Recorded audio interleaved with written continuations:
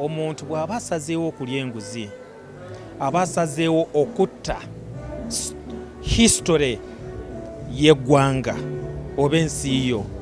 Owulira, our history is a history of developing from A to B to C to D.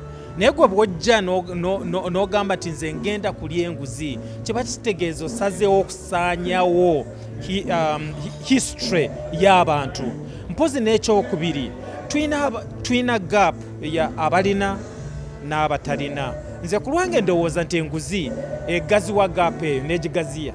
Owulira, ekyo kyakubiri. Mpozi ekyokusatu, tulina kulumirirwa abaana baffe abali emabega. Waliwo abaana abateesobola batagenda mu masomero, waliwo abalwadde abatasobola gundi sente ezibatwala mu ddwaliro, even with the little medicine that they write for them. Enguudo zaffe tuziraba zirimu ebinnya, tuziraba enguudo. Okay?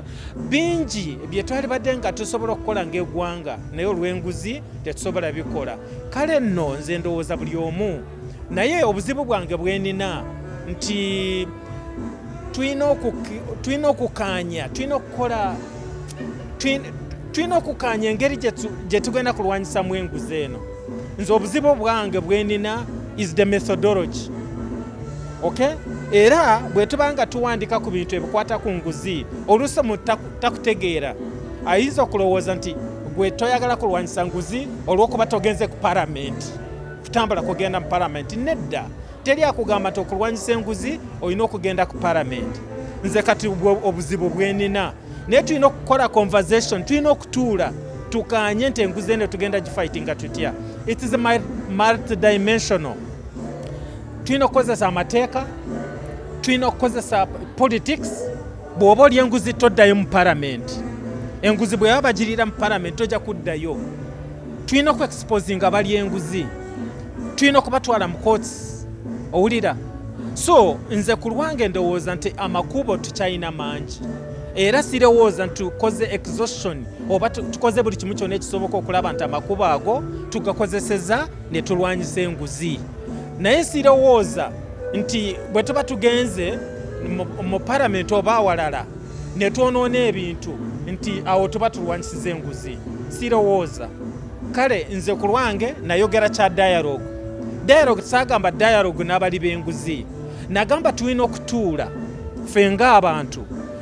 We agree on what we are going to do.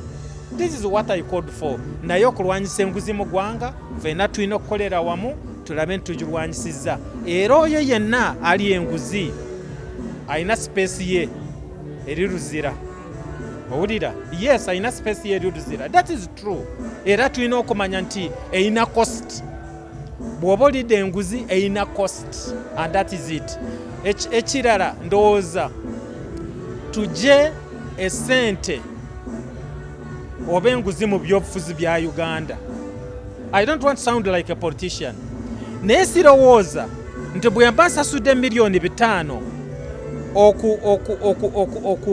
okusobola okugenda mu palamenti, kyensookerako okukola kwe kulaba nti sente zange ze nateeka miliyoni 5 nsooka ne nkola ki?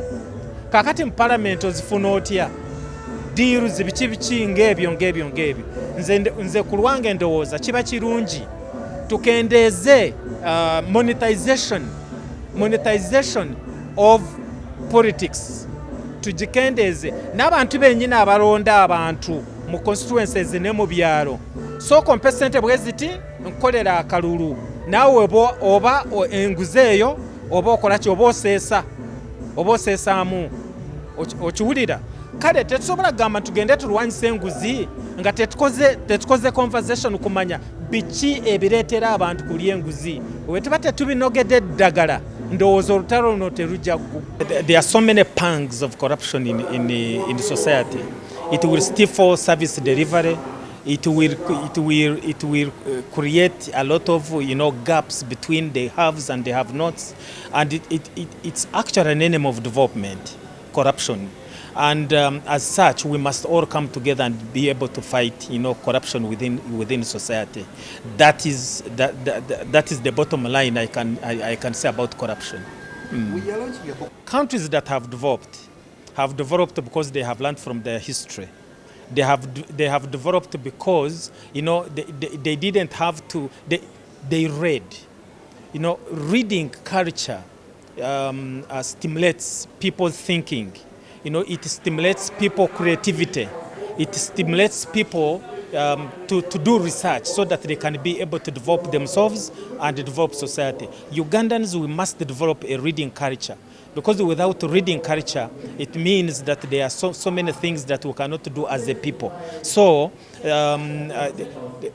there is now a culture of writing people's own biographies, autobiographies. We want to know about people. We want to know why they were able to do as much as possible what they have done. If you read Katikiro's book, if you read Kasingye's Chosen, if you read Mustard Seed, if you read all these books around, they inspire, they motivate us to be like, we want to be like them. And how are you going to do this if you have not, if you cannot read? If you get a book, you may read 1 or 2 chapters, and that is the Ugandan culture, and then they put it aside. They think they have read the book. Get the book and read it. And I think, for me, every month I want to read a book. Every month I want to read a book. Wisdom comes from books, comes from understanding other people, comes from reading other people's stories and following them up. That's where wisdom comes from. So I encourage everybody to be able to read a book. It is good. Okuwanga teerabidde gye yava n'awandiika n'ekitabo. Ekitabo kino kijjayo ebintu bingi, obulamu bannayuganda bangi abayita mu bulamu bwe butyo. Ng'otunuulira maama, otunuulira omuwala obulamu bwayiseemu, naye ate n'asigala nga mugumu, ng'ate wa ddiini, naye ate nga olaba nti agezaako okuyamba abantu abalala. Njakubiza bannayuganda nti abaana bali mu bwetaavu bangi nnyo. Bannayuganda baveeyo, bw'oba oli bulungi baako ne gw'okwatako. Nze natandika twezimbe nayamba abantu bangi era nkyagenda mu maaso. Nkukubiriza naawe kola ekyo.